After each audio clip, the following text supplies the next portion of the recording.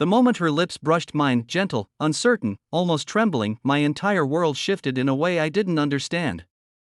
It wasn't fireworks or cinematic music, it was something quieter, deeper, like a hidden truth rising from the shadows of my own chest. I remember the soft dusk light in her room, the hum of a fan, the simple excuse of practice so we wouldn't embarrass ourselves with boys. But the second her warmth touched me, I knew I wasn't practicing for anyone else. I wasn't learning, I was discovering. And later I would realize that this moment, simple yet life-changing, was where my lesbian era quietly began. If you believe in kindness and second chances, please like, comment, share, and subscribe to channel name. Your support helps keep stories like this alive. Her name was Mara, my best friend since childhood. The kind of girl who felt like a summer evening, warm and golden, even in the coldest months.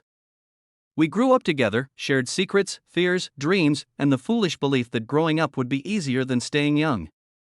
I thought I understood everything about her, but I didn't know then that she would become the mirror that showed me who I truly was. Back then, I wasn't someone who thought deeply about labels or identity. I thought life followed a simple pattern: go to school, get good grades, date boys, fit in, blend in.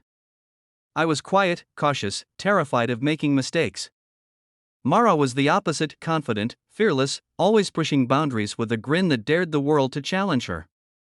She dragged me into adventures, convinced me to try new things, and filled the empty spaces of my shy personality with laughter. But that summer, when we were 17, something in the air between us changed.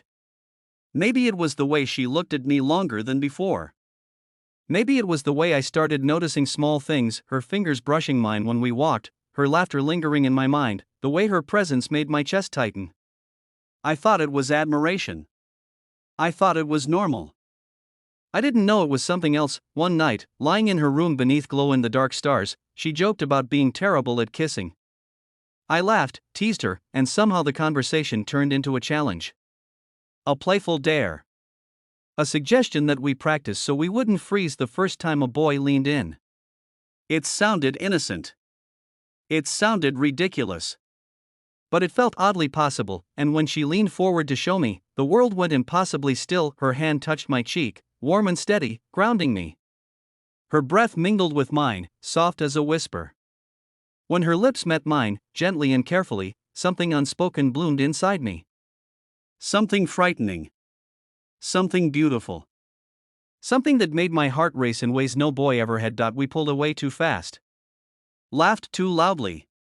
Pretended it meant nothing, but it meant everything. That night I couldn't sleep. My thoughts swirled, messy and frightening. Why did it feel so right? Why did my chest ache with a strange longing? Why did I want to do it again? Not to practice, not to prepare, but because her lips felt safe, familiar, essential. I tried brushing the feeling aside, convincing myself it was confusion, hormones, teenage curiosity. But the truth lingered like a quiet echo in my mind: I didn't want to kiss anyone else.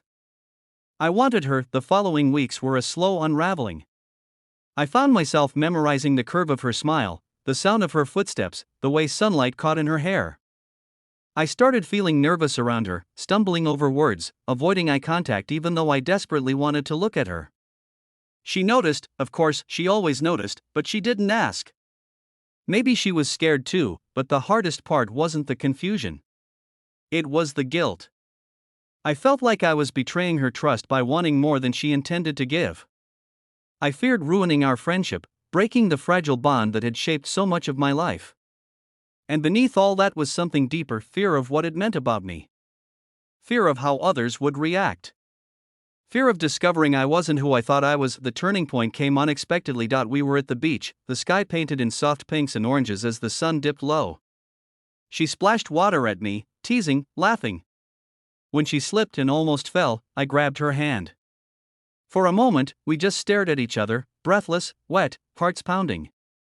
The world faded into a quiet hum, and I felt that familiar pull again: warm, aching, undeniable. She squeezed my hand once, gently, as if asking a question without words, but I panicked.